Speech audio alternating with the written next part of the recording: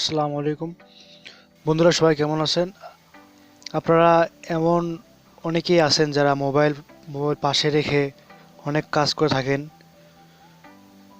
এখন সে মুহূর্তে যদি কেউ কল বা এসএমএস করে থাকে, তাহলে আপনি বুঝতে পারেন না কে কল বা এসএমএস করেছে, এসএমএসে কি লেখা আছে। যদি কোনো গুরুত্বপূর্ণ কথা লিখে থাকে, সেক্ষেত্রে আপনারা বুঝতে পারেন না, ইগনোর করেন এবং আফসোস করেন পরে।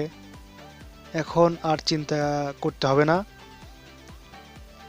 সব ধরনের নোটিফিকেশন, যা ফেসবুক হোক, হোয়াটসঅ্যাপ হোক, কিংবা কোনো রকম কল বা এসএমএস হোক, সব রেড করে শোনাবে একটি মেয়ে। তো বন্ধুরা, এমন সুবিধা নিতে চান তো এই ভিডিওটা পুরো দেখুন। তো ভিউয়ার, এর জন্য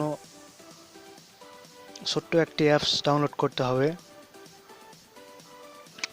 ডাউনলোড কীভাবে করবেন তা দেখাবো ভিডিওর শেষে।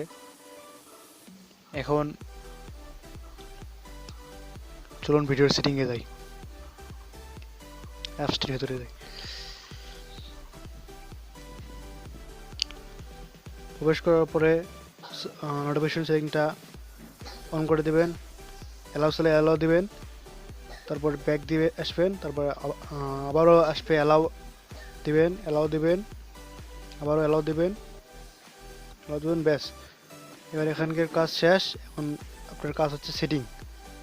স্ক্রল করে ডান দিকে আসবেন, সেটিংয়ে যাবেন। সেটিংয়ে দেখেন অনেকগুলো টিক অপশন আসছে। এই টিক অপশনগুলোর মধ্যে ফার্স্টে যেটা আছে সেটা ভিজুয়াল নোটিফিকেশন। এটা একটি গুরুত্বপূর্ণ। এটা কখনোই আপনারা টিক থেকে সরাবেন না, সবসময় টিক রাখবেন। পরবর্তী আছে হচ্ছে নোটিফিকেশন বার আইকন।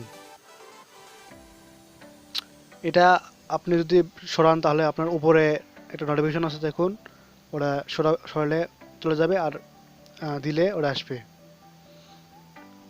তারপরে তৃতীয় নম্বরে আছে অপটিমাইজেশন নোটিফিকেশন।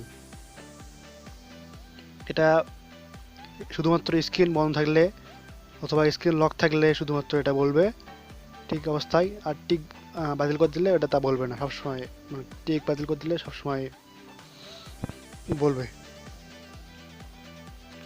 তারপরে আছে হলো 4 নাম্বার যেটা, সেটা হচ্ছে শেক টু স্টপ স্পিচ। এটা একটি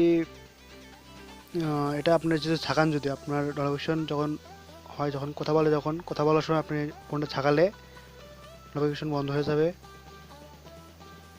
চালু করে দিলে ওটা কাজ করবে। তারপর 5 নাম্বারে যেটা আছে সেটা হচ্ছে